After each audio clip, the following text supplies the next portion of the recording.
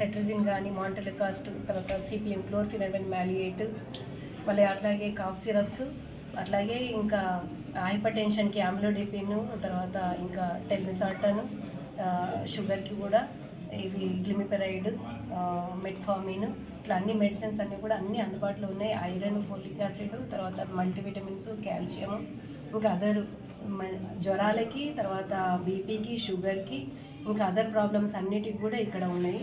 అంటే జనరల్గా పిల్లలకి అంటే ఆల్బెండజోల్ కానీ, తర్వాత ఇంకా అన్ని రకాల మెడిసిన్స్ అన్నీ ఉన్నాయి. సో ఇక్కడ ఫ్రీగా ఉంటాయి, సర్వీసెస్ అన్నీ కూడా యూజ్ చేసుకోవాలి. ఫుడ్ అలవాట్లు బాగలేక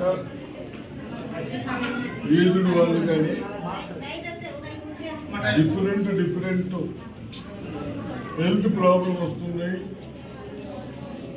ఆరోగ్యంలో ప్రాబ్లం ఉంటున్నాయి. కాబట్టి అయినంత మట్టుకు ఒక ఎంబీబీఎస్ డాక్టర్ని కానీ, ఒక సిస్టర్స్ని కానీ ఇక్కడ పెట్టి ఏదైతే వార్డ్స్లలో చిన్నవాళ్ళకి కానీ అందరికి చూడటానికి సౌకర్యంగా ప్రతిదానికి హాస్పిటల్ పోకుండా మీ వార్డులోనే సేవ చేయడానికి మన బస్తీ దవాఖానా మన ముఖ్యమంత్రి గారు రేవంత్ రెడ్డి గారు, కన్సల్టెంట్ మినిస్టర్ గారు అందరూ కలిసి మరి ఈ సిస్టమ్ను కంట్రోల్ చేయాలి, బాగు చేయాలనే ఉద్దేశంతో మన బోధనలకు కూడా 32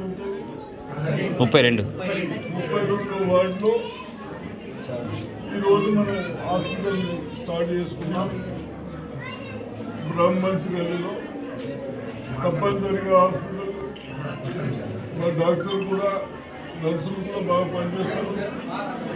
అయినంత మటుకు నేను కూడా వాళ్ళకు రిక్వెస్ట్ చేస్తా ఉన్నాను, బీపీ మిషన్స్ కొద్దిగా సాటిస్ఫాక్షన్గా అనిపిస్తలేవు, అవి కూడా ఒకసారి మళ్ళీ టెస్ట్ చేసుకొని వాళ్ళకు అనవసరంగా లేనిది ఎక్కువ ఉన్నదని చెప్పి భయపడకుండా ఉండాలని.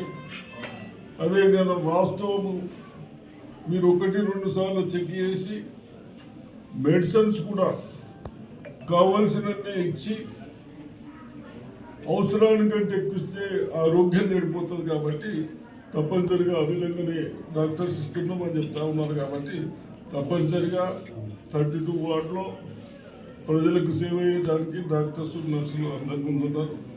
అదేవిధంగా మెడిసిన్స్ మనకి ఏదైతే ప్రాబ్లమ్స్ ఉన్నాయో ఆరోగ్యపరమైన ఆ ప్రాబ్లం సాల్వ్ చేయడానికి, మనం బాగుపడటానికి ఈ హాస్పిటల్లో మెడిసిన్స్ కూడా